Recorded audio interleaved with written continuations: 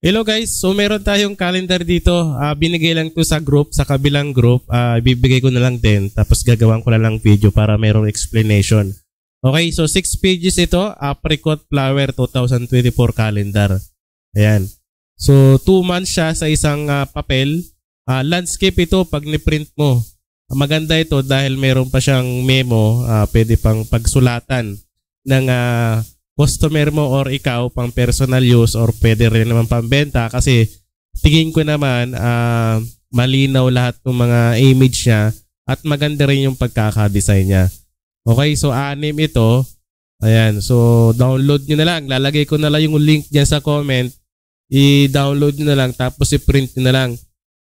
Naka-PDF na kasi ito PDF to nung ni-post sa group dun sa kabilang group. Ayan, so 1, 2, 3, 4, 5, 6. Okay, so 6 hanggang December. Ayan. Mayroon din siyang mga legal holidays. Ayan, no. Di ko lang sure kung updated, pero updated naman siguro ito kasi merong naman siyang November 1.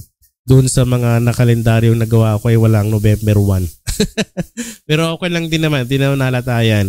Depende na lang sa client mo, explain mo na lang. Pero dito, maganda naman to. Ayan, no. Maganda rin yung pagkakagawa, malinis yung pagkakagawa.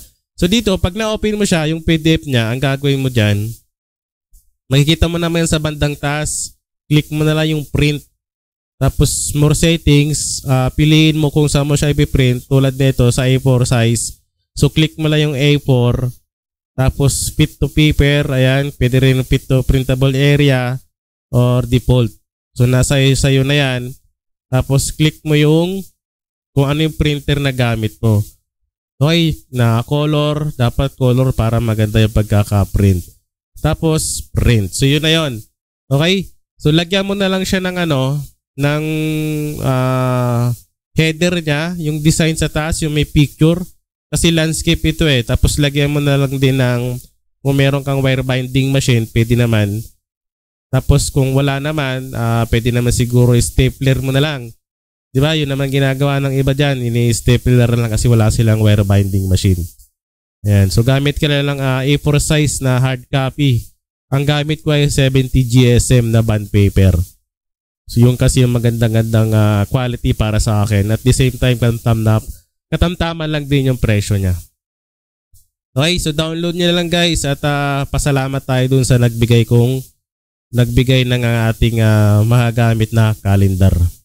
Okay, shoutout nga pala kay Princess Pantaleon. Siya yung nagbigay nito guys sa kabilang group, The Philippine Printing Hub. Ayan, sa mga member dyan. Siya yung nag-post dyan kanina. So, free 2024 calendar template, flower, apricot color, 2 months per page. So, naka-PDF siya guys. Ayan. So, dito sa group na to, The Philippine Printing Hub. Ayan, maraming salamat sa inyo. Kaso hindi na ako makapag-post dyan. Member pa din naman ako, kaso hindi na ako makapag-post kasi minsan nagsishare ako ng mga templates sa design ay na-decline ng bagong admin. So bago na ata kasi yung admin diyan.